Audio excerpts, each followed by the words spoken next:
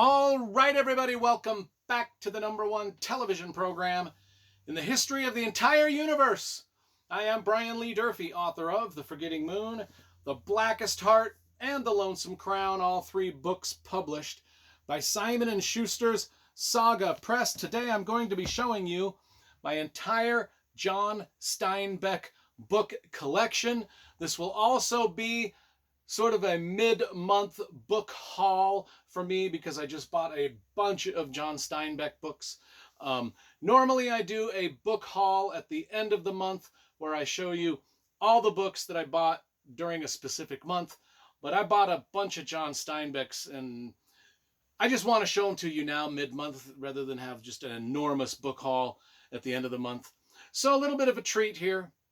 A collection plus a book haul all in one. I don't know if I've done that before. You'll have to scroll through the other 1,300 videos I've made to see if I have. I'm not going to do that though. Anyway, let's talk about it. So John Steinbeck. I really love his writing style. But up to I'm about 12,000 years old. And unfortunately, up to this point in my life, I have only read literally 3.5 of his books when he's got an entire catalog of great literature. And I've always loved his writing, the stuff that I've read. So I'm like, well, let's just get the rest of it. But I'm going to start with the books that I've already read. And, let's just go from there. So the first book on my book haul / collection is The Grapes of Wrath. So far, my favorite book of his that I've read. Now, I've had this copy of The Grapes of Wrath for about 30 years, maybe 25 years. But I just did buy this copy here, which, I did a book review of this earlier. So if you want to watch, I've only done 2 Steinbeck book reviews so far. But if you do want to watch this book review, all you need to do is type in The Grapes of Wrath, my last name Durfee, into your YouTube search bar. Through some sort of pagan sorcery, that book review will likely appear on your television screen. Magically. I don't know. Anyway, Grapes of Wrath. So this is the book that I had. This is the book that I just bought. We'll put those right there. And then, of course, I've also owned this East of Eden book for quite some time. Probably about the same amount of time as the Grapes of Wrath. I bought them together. But then I bought this other edition of the East of Eden. So I've also done a book review of East of Eden. We'll put these right here. And then, of course, everybody's read of Mice and Men. I've had this copy of Mice and Men for a long time. Now I just got this copy. So let's compare and contrast this book cover with this book cover. I don't know. They're both pretty good. I think I always like this design a little better.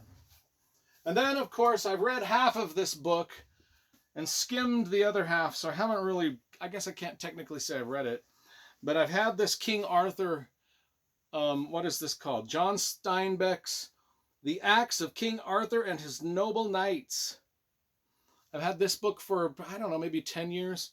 And then I've had this book here, this old one for, gosh, probably since I was a kid. It was the first Steinbeck book I ever bought. But it's got an interesting, Darrell K. Sweet cover on it. Now, Darrell K. Sweet did the Wheel of Time original covers. Darrell K. Sweet's done so many book covers. But anyway, which one do I like the best? I kind of like them equally. I mean, I do like the old-timey Darrell Sweet covers. And it's just got a lot of little frills, bells, and whistles on it. Let's go with the old 1980s cover rather than the newer cover. Although the newer cover is pretty good. So many of those are that's those books. So I'm going to set these newer copies that I got, because I did buy these 3 new copies at the same time I bought all these others. And as you can see, and we're just going to talk about this first, when we put the entire Steinbeck collection of books together, all the spines match. Although I'm not a big fan of that spine design, I mean, it's just a little, it looks a little bit too much like their computer manuals or something like that. But Penguin, at least they didn't, at least Penguin, the publisher, didn't use that goofy orange color they usually use for all of their book spines. So anyway, let's go through these books one at a time. We've already talked about these three. Of Mice and Men, I just bought this one. East of Eden, just bought that. Grapes of Wrath, just bought that. So let's go through these one at a time. Now, I don't know much about many of these books, but if you see a book that you've read and you have a comment you want to make, just let me know if it's good or bad or what you think of it. So let's start with The Winter of Our Discontent. I don't know what this is about. I've heard this phrase before. I don't know where the phrase comes from. If the phrase actually comes from this book itself, or if Steinbeck took this phrase from like Shakespeare or the Bible, I don't know. I mean, because with the Grapes of Wrath, there's a lot of, he uses a lot of, for a lot of his titles, he uses like references to other things. Like the Grapes of Wrath was from that song. The Grapes of Wrath, the Daddleham of the Public, anyway, I won't karaoke that. Anyway, what this one's about, some sort of grocery store or owned by a prominent family. Anyway, Steinbeck does great small town sort of stories. It's kind of the Stephen King of the, before Stephen King. Well, that's a really awful comparison. But anyway, The Moon is Down. What is this one? Okay, this is about Nazi Germany. So I think this might be, God, what the hell is this? I don't know what this is. The Moon is Down. I think it might be a nonfiction book about Nazi Germany. Because I do know Steinbeck went over to Germany and did a lot of journalism and things like that. Travels with Charlie in Search of America. There's a picture of a dog. I imagine Charlie is the dog. I don't know. So he's taking his dog on a trip across America in this green truck. I'm thinking that's what it is. In September of 1960, John Steinbeck and his poodle, Charlie, I nailed it, embarked on a journey across America. Okay, yeah, there we go. I don't know anything about that one. What's this one here? The Wayward Bus. I don't know anything about The Wayward Bus. I'm just going to be frank. I don't know anything about any of these. So I'm going to stop saying that.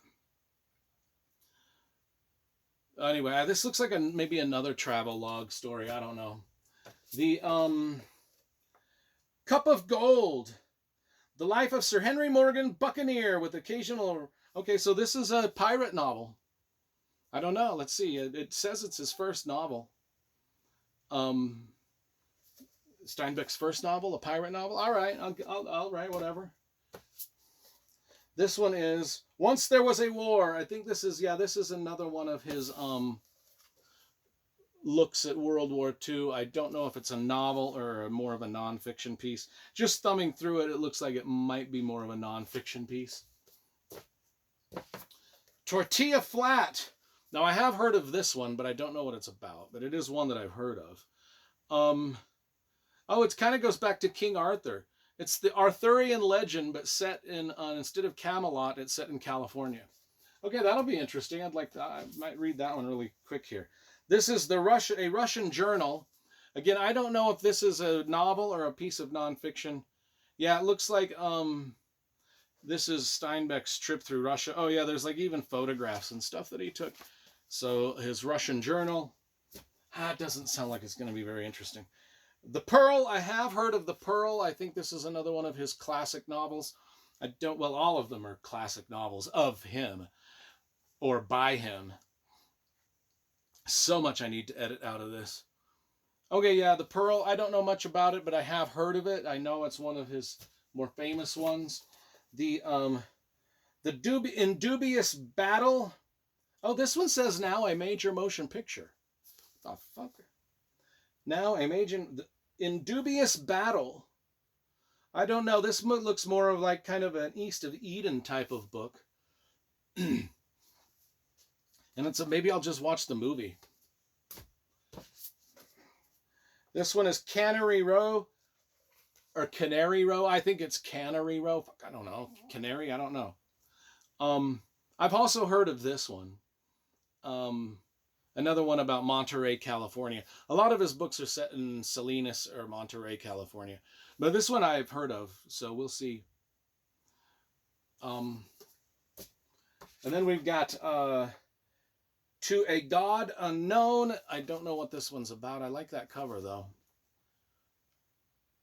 Ancient pagan beliefs, the great Greek epics, and the Bible all inform this story. So this is metaphoric of ancient Greek pagan beliefs and the Bible. Oh, that sounds good. Maybe. I don't know. Sweet Thursday. I don't know what this is about either. Monterey, California. I know it's set in Monterey, California. That's the first thing that it said. The Pastures of Heaven. Again, I don't know what these are. I will tell you, though, every single cover from these books with the black spine, every single one of these covers, which I love, by the way, are illustrated by Mick Wiggins, just to give him a shout out. Should have done that earlier in the video when people were actually watching. Bombs Away, a story of a bomber team. This looks like another one of his nonfiction pieces about World War II. Yes, that's exactly it. This one is The Short Reign of Pippin the... I don't know what Roman numeral that is. It's either the 5th or the 6th, or maybe the 4th. I don't know. The Short Reign of Pippin the IV, or 1V. And then last, but certainly not to be considered least, this one is called The Red Pony. And that, my friends, is my entire John Steinbeck book collection right there. That's a pretty good collection to have. Got all of his books now. Yay for me! Hooray for Durfee!